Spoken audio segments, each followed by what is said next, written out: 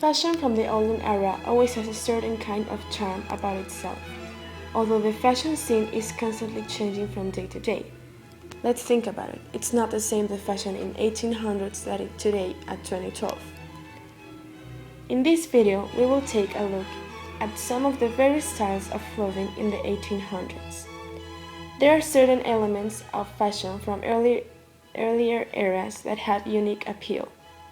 This trip into the history will surely give you a glimpse of the kind of clothing worn back then. First of all, in different countries were shown different fashion trends during this period. Most were European countries, for example. Great Britain and France influenced the world of fashion in the United States of America. In this case, we are only going to talk about women's clothes in the 1800s. So let's start. Women typically wore dresses that were full-length during the day as well as at the night. Dresses went through a lot of variation in style during this period. Just imagine having to wear a dress almost every day, and I might say they were not regular dresses. They were tight and uncomfortable, and well, women looked beautiful, but not too comfortable. The high-waist empire style gown was a characteristic feature in the 1800s. Although there were different versions of the same early on by the 1800s, the empire dress changed to a certain extent and was seen particularly with a square neckline. Sleeves were often puffy at the shoulders and could be either long or short. With time, the leg of mutton sleeve, which was a combination of a fitted as well as a puffed sleeve, became popular. A dress had a snug fit on the upper half of the body, while the lower half of garment was free-flowing. This high waistline often brought the attention away from the natural shape of the waist. And let's not forget that women wore corsets in those times, so obviously they looked as if they had a perfect shape and they looked gorgeous with the dress. But well, we'll talk about corsets later. Back to how the dress were. In keeping with the free flow in the dress, the Georgian style of draping was quite popular. Fabrics used for such dresses were generally muslin or batiste. Wearing white empire gowns was then considered to be a status symbol. The reason for this was that whites soiled easily with regular wear, hence a woman who could afford to soil her dress without any worries was considered to be an important figure in the society.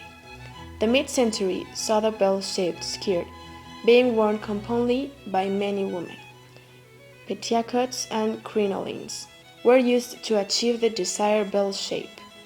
With time, the skirt became flat in the front and bustled or turners were used to make the back look puffed up. Women wore multiple layers of clothing. The first layer consisted of a wild cotton chemise.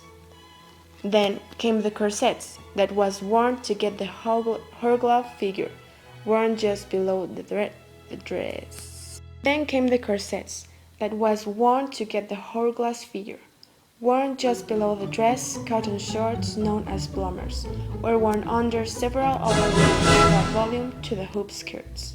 Corsets have been an important article for clothing that has helped shape and achieve the fashion of many centuries. It has gone through many evolutions as fashion trends have changed. Women as well as men have for centuries used the corset as a means to shape their body into what they believe the perfect shape. The predominant forms of stays in the 18th century was an inverted conical shape, often worn to create a contrast between a rigid, quasi-cylindrical torso above the waist and heavy full skirt below. Of 18th century stays was to raise and shape the breasts, tighten the midriff, support the back, improve shoulders down and back, creating a V-shaped upper torso over which the outer garment will be worn. However, chunks of the quiet lining were also worn instead of stays for informal situations. But here's the thing, the hidden effect of tight corsets are revealed in this diagram. The stomach, liver, and womb, etc. were crushed and twisted and kinked and stretched and pushed permanently out of their normal position to cause many health problems of great diversity and severity. The effects of poor posture are similarly hidden beneath the body's surface of skin. Sometimes they even bring diseases to your body, like pulmonary infections, scoliosis, ribrobomal, corset liver, wandering kidney, etc. But women kept using these corsets just to look for perfection. They actually didn't care that much about their own health. The shoes. The shoes were also different in 1800s. The heels were about maybe 3 or 4 centimeters, not really high.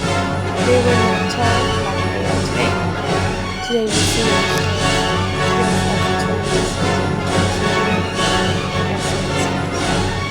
but also as 12 centimeters, 11 centimeters, and beneath those numbers. And they also wear boots, low boots. Not as glamorous as the ones we use today, but still they're cute and were appropriate